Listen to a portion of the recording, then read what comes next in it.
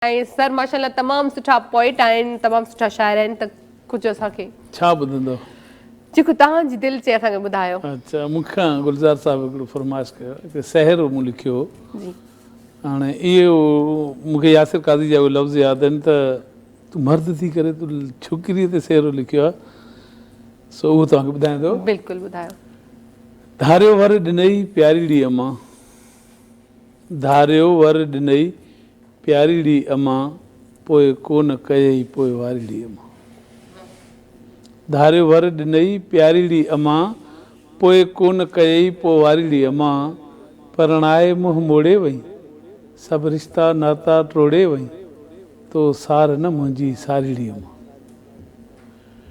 पई पेका रोज़ सारियां मां, पंहिंजो वलर कीअं विसारियां मां। पई पेका रोज़ सारियां मां, पंहिंजो वलर कीअं विसारियां मां। इन गणतीअ दिलि ॻारीड़ी अम्मा, पोइ कोन कई पोइ वारीड़ी अम्मा।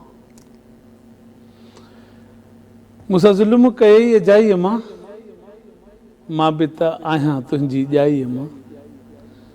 मूंसां ज़ुल्म कयई अजाई अम्मा, मां बि त आहियां तुंहिंजी ॼाई अम्मा।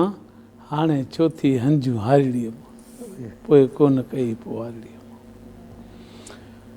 मूंसां रोज़ हित किरोध अथनि, मूंसां रोज़ हित किरोध अथनि, मुंहिंजे पोयूं लाथी लोध अथनि। मूं लाइ बाहि अथनि ॿारीड़ी अम्मा, पोइ कोन कई पोइ वारीड़ी अम्मा। तो बाबुल खे छो न सम्झायो अम्मा, तो बाबुल खे छो न सम्झायो अम्मा, तो मूंखे छो न बचायो अम्मा। मां ॻाढ़ीअ मां थियसि कारीड़ी अम्मा, पोइ कोन कई पोइ वारीड़ी अम्मा। धारियो वर ॾिनई प्यारीड़ी अम्मा, पोइ कोन कई पोइ वारीड़ी अम्मा। महिरबानी।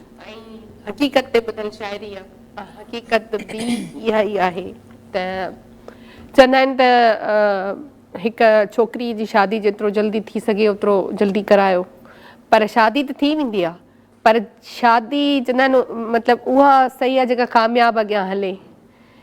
पर असां वटि घणो जेको आहे इन ते ई फोकस कयो वेंदो आहे, इन ॻाल्हि ते त बसि शादी कराइणी आहे, पोइ हाणे अॻियां हुनजो नसीबु आहे।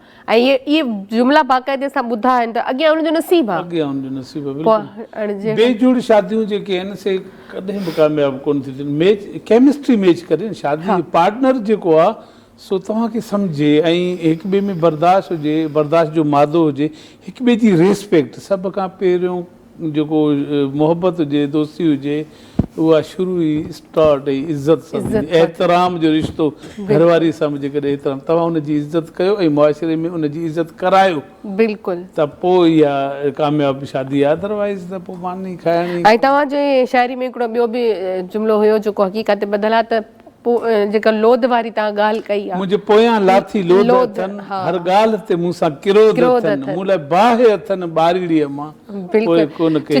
इहो ई वाक़ई में थींदो रहंदो आहे त जेकॾहिं तव्हांजो मुड़ुसु सुठो आहे त वरी ॿिया घर वारा थोरो अनबन कंदा आहिनि या अहिड़ा। अच्छा, वरी कॾहिं ईअं बि हूंदो आहे त तव्हांजी ससु बि सुठी आहे, मुड़ुसु बि सुठो आहे, निणानूं बि सुठियूं आहिनि, त वरी ओड़े पाड़े वारा अची वेंदा आहिनि या ॿिया रिश्तेदार अची वेंदा आहिनि। असल में जेसीं ताईं तव्हांजो मुड़ुसु तव्हांजो शेल्टर आहे, तव्हांजो साहिबान आहे, त कंहिंखे ज़रूरत कान्हे जो तव्हांखे कुझु चवे।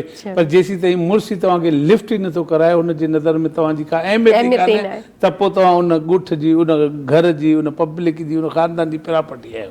बिल्कुलु, जंहिंखे जीअं वणे पोइ जेके ससु आहे, पोइ जेके निणाणियूं आहिनि, पंहिंजा ॿार ॾियनि थियूं, हिनखे वेंझारे वठे, हिन जा कपिड़ा धो, मानी न पचाई अथई, मतिलबु हर कमु जेको आहे सो हुनजे बिले आहे।